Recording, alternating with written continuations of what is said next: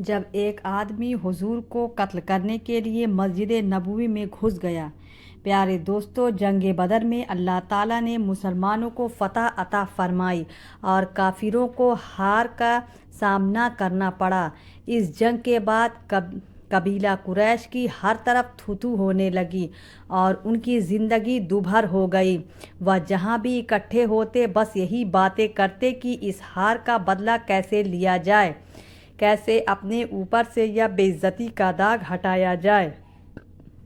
जंग बदर को अभी थोड़े ही दिन गुजरे थे कि मक्का मुकर्रमा में काबा शरीफ के पास दो शख्स बैठे हुए थे और एक बहुत बुरा मंसूबा बना रहे थे।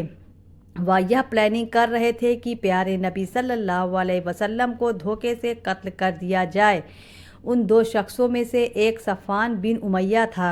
यह उमैया बिन खलफ का लड़का था जो कि हज़रत बिलाल का सरदार था और उसे तरह तरह की तकलीफ़ें देता था। और दूसरा आदमी सफ़वान का चाचा ज़ात भाई उमैर बिन वहाब था। उसका बेटा बदर में कैद हो गया था और वह अभी मुसलमानों की कैद में ही था। बदर में कत्ल होने वाले लोगों का जिक्र करते हुए सफ़वान ने कहा, अल्लाह की कसम, उन बुज़ुर्गों के दुनिया छोड़ जाने के बाद जब जीने में कोई मज़ा नहीं।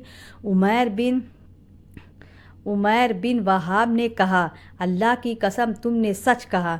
बखुदा अगर मेरे ऊपर कर्ज ना होता जो मुझसे अदा नहीं हो पा रहा था और मेरे घर वालों की जिम्मेदारी मुझ पर ना होती जिनके बारे में मुझे डर है कि मेरे बाद वह बर्बाद हो जाएंगे, तो मैं सवार होकर मोहम्मद के पास पहुंचा और उसे ख़त्म कर देता, क्योंकि मेरे पास मुसलमानों तक पहुंचने का एक बहाना भी है कि मेरा बेटा उनकी कैद में है। उमैर की बात सुनकर सफ़वान ने कहा, तुम वाकई यह कारनामा अंजाम दे सकते हो। उमैर बिन वहाब ने कहा, हाँ बिल्कुल, क्यों नहीं, बस मेरा कर्ज और मेरे बच्चों की जिम्मेदारी कोई ले ले।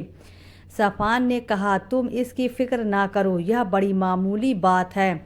मैं कर्ज और बच्चों की देखभाल की पूरी जिम्मेदारी लेता हूँ, बस तुम यह काम कर दो।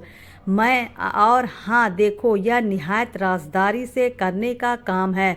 ज़मीन पर इस मंसूबा का मेरे और तुम्हारे सिवा किसी को इल्म नहीं होना चाहिए। उमैर बिन वहाब ने कहा, बिल्कुल, यह राज ही रहेगा, तुम फिक्र ना करो। सफ़वान बोला, अच्छा तो फिर हाथ मिलाओ और वादा करो कि इस बात का इल्म किसी को न होगा। उमैर ने वादा किया कि यह बात किसी और को मालूम न होगी और यह हमारे दरमियान राज रहेगा।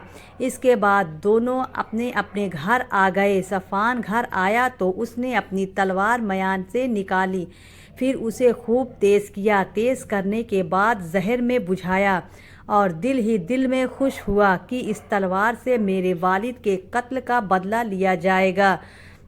फिर एक दिन उसने अपनी जहर में बुझी तलवार उमैर के हवाले कर दी और उसे कहा कि जल्द से जल्द मदीना चला जाए।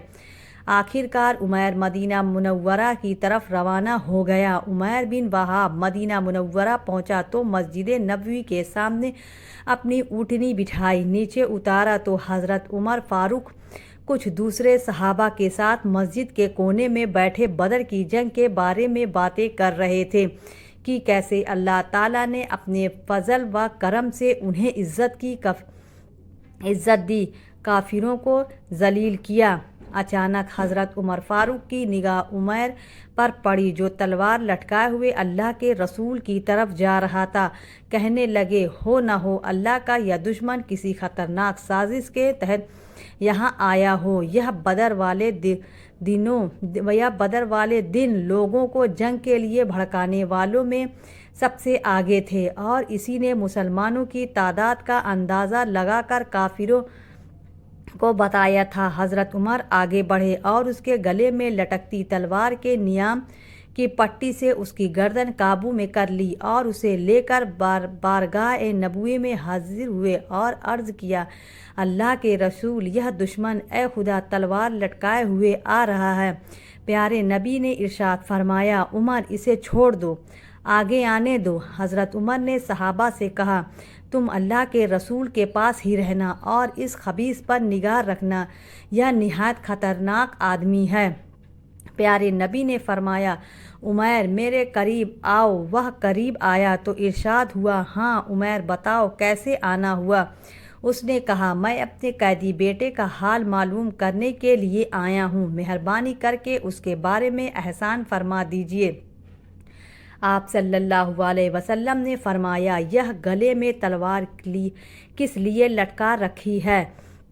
اس نے کہا، اللہ ان تلواروں کا ناش کرے، انہوں نے ہمیں کیا فائدہ دیا ہے؟ پیارے نبی نے فرمایا، عمیر سچ سچ بتاؤ تم کس مقصد کے لیے یہاں آئے ہو؟ کہنے لگا، سچ کہتا ہوں کہ میں صرف اسی قیدی کے لیے آیا ہوں۔ پیارے نبی نے فرمایا، کیا یہ بات سچ نہیں کہ تم اور صفوان بن امیہ کعبے کے پاس بیٹھے تھے؟ تم دونوں نے بدر میں قتل ہوئے سرداروں کو یاد کیا، پھر تم نے کہا، اگر مجھے قرض کی ادائیگی اور گھر والوں کی ذمہ داری کا ڈر نہ ہوتا تو میں مدینہ جا کر محمد کو قتل کر دیتا، اور پھر صفوان بن امیہ نے تمہارے قرض کی ادائیگی اور تمہارے بچوں کی ذمہ داری قبول کر لی، اس شرط پر کہ تم مجھے قتل کر دو۔ یاد رکھو عمیر، اللہ میرے اور تمہارے درمیان رکاوٹ ہے۔ عمیر نے یہ سنا تو توبہ اختیار پکار اٹھا، میں گواہی دیتا ہوں کہ آپ اللہ کے رسول ہیں۔ آپ ہمارے پاس آسمانوں کی جو خبریں لایا کرتے تھے ہم اسے جھٹلایا کرتے تھے، لیکن یہ معاملہ تو ایسا ہے کہ میرے اور صفوان کے علاوہ کسی کو اس کا علم ہی نہ تھا۔ اللہ کی قسم مجھے یقین ہے کہ اللہ کے علاوہ کسی نے آپ کو یہ بات نہیں پہنچائی۔ اس اللہ کا شکر ہے کہ جس نے مجھے اسلام کی ہدایت عطا فرمائی اور سیدھے راستے پر چلنے کی توفیق دی۔